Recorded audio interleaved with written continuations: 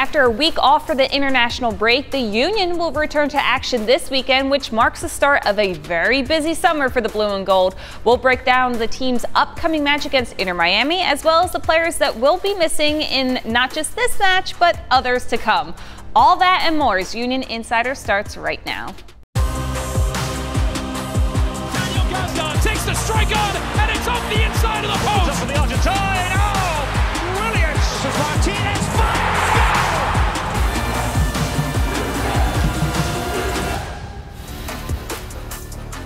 Hey everyone, welcome back to another edition of Union Insider presented by Independence Blue Cross. I'm your host, Marisa, and as always, I'm joined by two of my favorite former Union players, Sebastian Letou and Sheanon Williams. Fellas, before we dive into the Union's upcoming match against Inter Miami, let's take a look back at how the season's been going so far. Here's how the Union are looking just about halfway through the season. Through the first 16 matches of the year, the Union are 4-4-8 with 20 points. They currently sit at 8th in the Eastern Conference, just a point above Nashville, but 4 points behind both Columbus and Toronto. They scored 27 goals, have allowed 23, so quick math, that's good for a +4 goal differential. Their leading scorer on the season is Daniel Gazdag with 10 goals, and their top assist man is Quinn Sullivan with 5. Whew, a lot of numbers there, and we know that numbers don't always tell the full story of anything, but based off what you've seen just from the table, where are the biggest surprises for you about this Union team? Let's say the surprises was not as good. I think it's the defense, the number of goals we have been giving up this year. A lot of early goal, a lot of goal coming out of mistakes, from some player on the field, which we are not used to see that, from the Union defense. So this was the biggest surprise negatively. And the positive surprise, I think, for me, it's how Quinn Sullivan and Jack McGlynn, especially, and Nathan Ariel have been, really going into this team, being the guys who play the most. You saw Quinn Sullivan having the most assists for the team. We will not, we're very thinking about that at the beginning of the year, but he has been, one of the main guy, used by Jim Curtin during those first 16 games. So let's see if he keeps going for the rest of the season. Sheanon, what has defined this first half of the season for the team, and what do you hope defines them in the second half? For me, it's been the road wins. I think this is a team that's done extremely well on the road, picking up 14 points so far in this season out of a possible 28. We know how hard it is to go on the road and accumulate points, and they've done a really good job of that.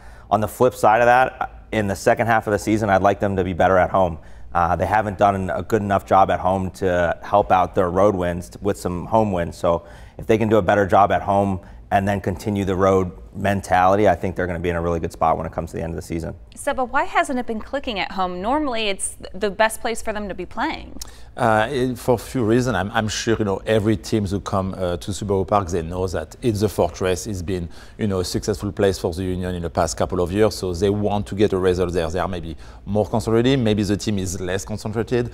But I feel like it was too many mistakes, happening at Subaru Park this season to give up too many cheap goals. Some goals we never really seen in the past year. So those teams are coming, they study the Union, they know what type of game plan usually Jim Curtin is going to play at home, but we didn't really execute, I think, very well at home. We have been surprised by a lot of teams right away, and when you are trailing the game, by 1 or 2 goals, it's always hard to come back, and usually it was a terrible first half and a great second half. So if they can now having, more a full game, even if it's not perfect, but eliminate all those little mistakes to let team, get points when you play at Subaru Park. Right, starting strong has been a little tough for the Union. They've given up a lot of early goals, especially at home.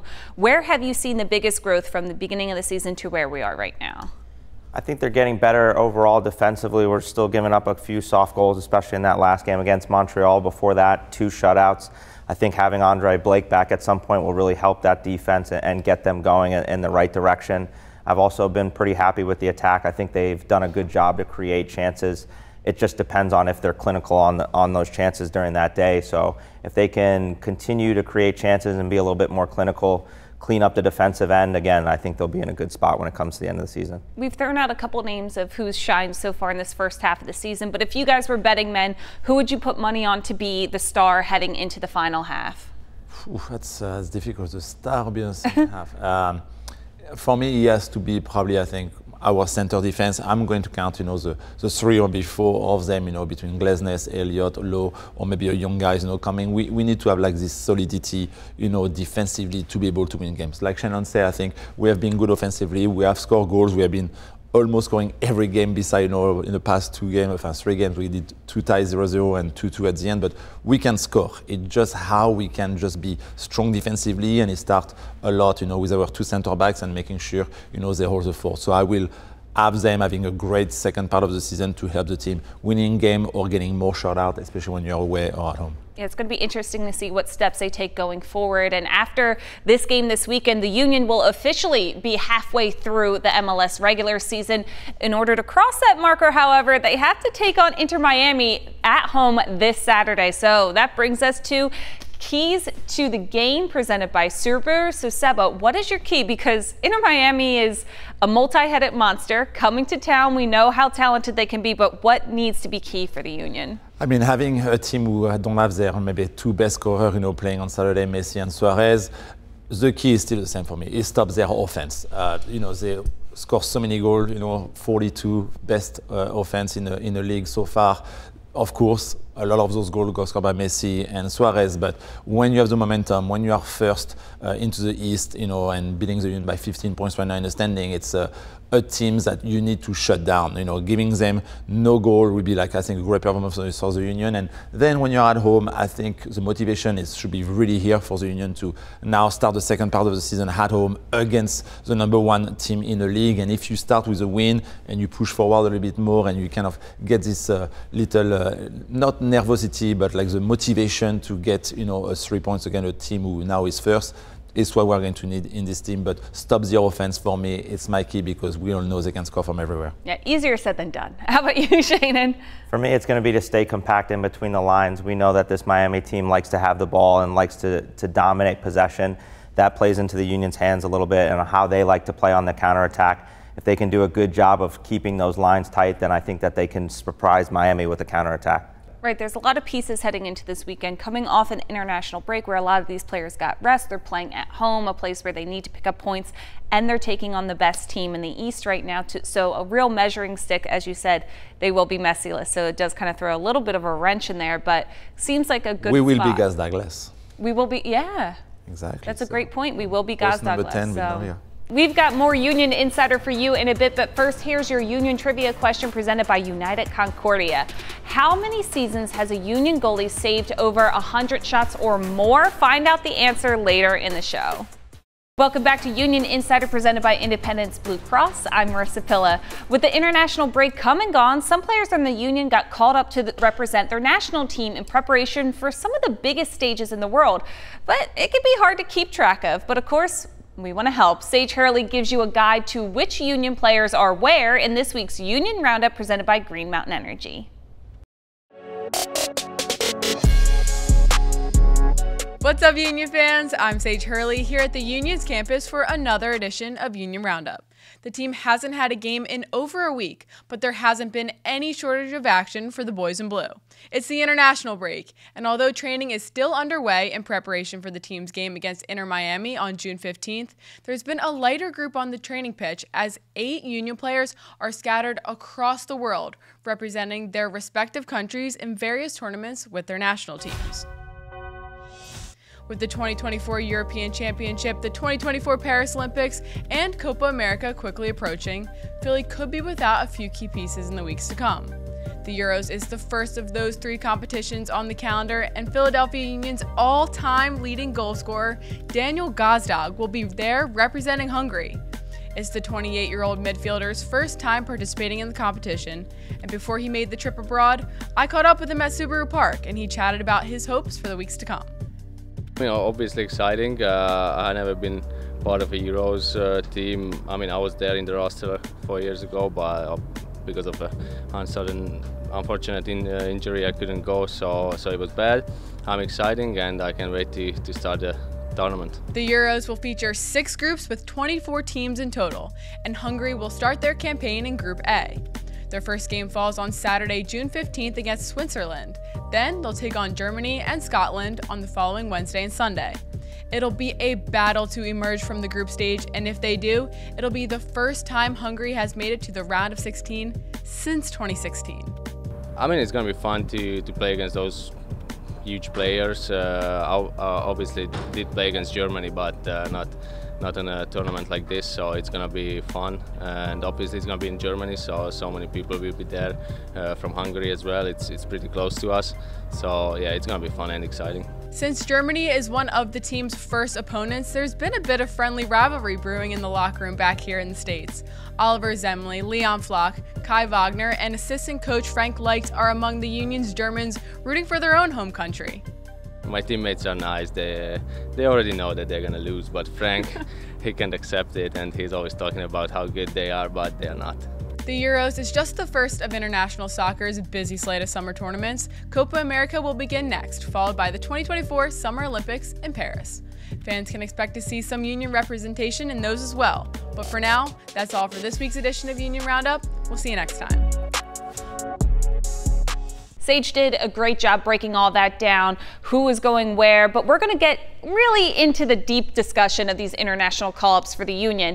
The Union had 8 players selected to represent their national team this time, of course including Daniel Gazdag, Jamir Berdikio, Ty Baribo, Jose Martinez, Jack McGlynn, Nate Harrell, David Vasquez, and Damian Lowe.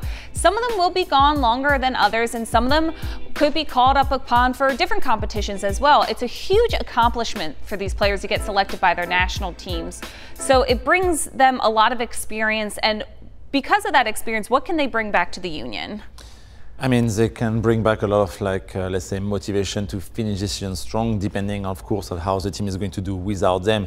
Kind of for every team, it's kind of those 2 months, June, July, August for the US national team. If we miss Maglin and Ariel going to the Olympics, it could be long, but every team has to juggle with their roster. How Jim Curtin is going to use, how deep he's going to go into the roster to bring maybe some young guys into the team, using those games to make them, playing some game with the Leagues Cup, starting in July. But to have all those games starting, we need to make sure that he plays the best team, and you have to play, like you say, without Gazdag, I would say Martinez, Elliott for the Miami game who is not here, Andre Blake injured, so you have all of those players not being here for the team. So how can he make the team the most performant, and then when those guys come back, they can see, are the team winning and I need to play at my best level to make sure we keep winning, or is the team not as good and I need to come to help release the team going back on track. So it's going to be interesting to see where the team are when they come back, but they can bring, of course, hopefully a winning mentality they had with our national team to help the team finish the season strong. And hopefully they all do well with their respective countries and bring back some confidence with that too. Who can we expect to be gone for longer than others? I think we have to look at the 2 guys maybe going to the Olympics, and Jack McGlynn and Nate Harrell. I think those are 2 players that have been mainstays in this Union lineup so far in the first portion of the season.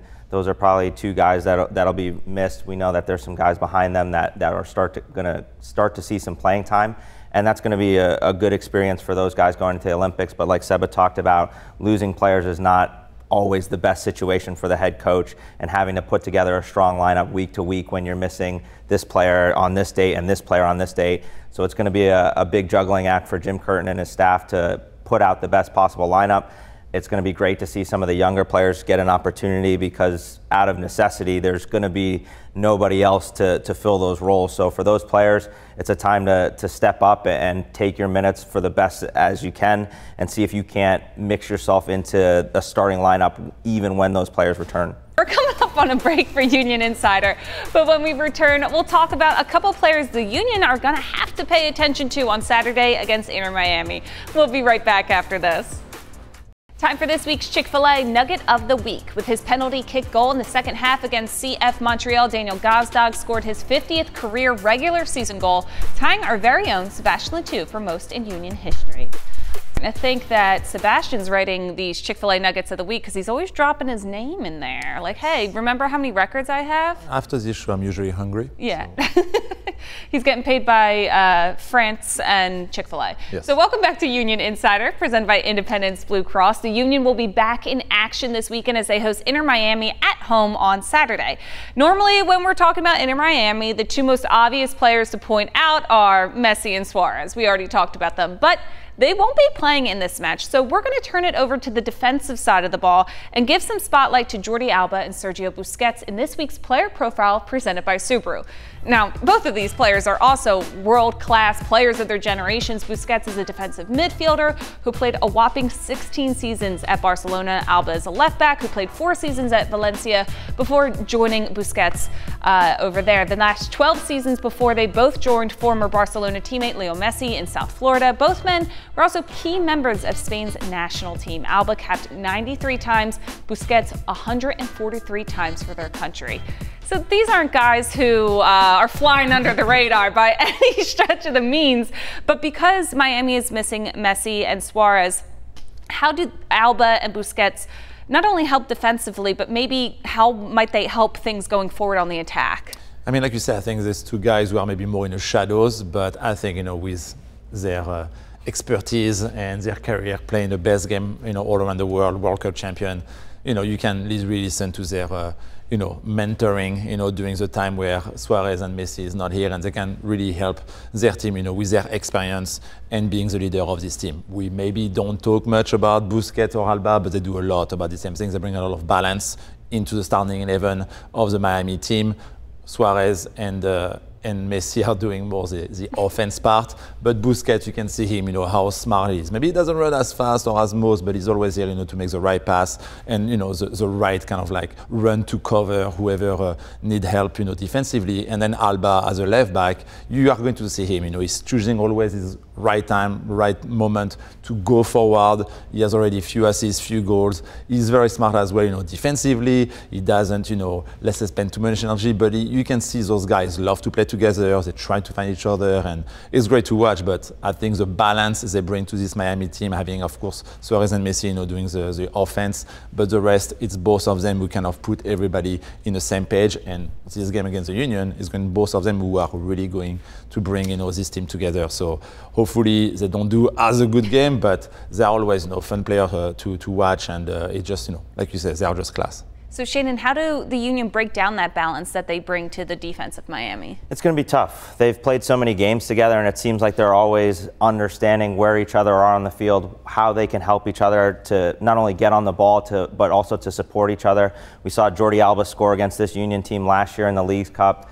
These 2 players have combined for 9 assists so far this season, and not only do it on the defensive end, but are really helpful in the attack, especially Alba from that left back spot. He does such a good job, like Seba talked about, getting into the attack, making the right run, and then he's putting a ball on the 6-yard box for tap-ins for people. So obviously it helps when you have Suarez and Messi to combine with up there, but you'll see him really start to attack even more and more, which keeps this Union team pinned back.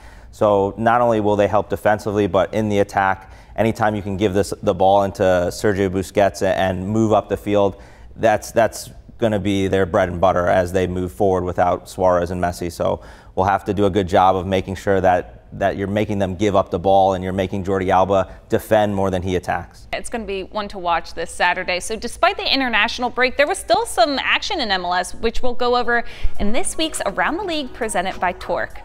In a showdown between 2 teams at very different parts of the standings, it was the home side that prevailed. Emmanuel Boateng scored this goal in the 81st minute for the New England Revolution, and what would be the only goal of the match as the Revs went on to beat the New York Red Bulls 1-0.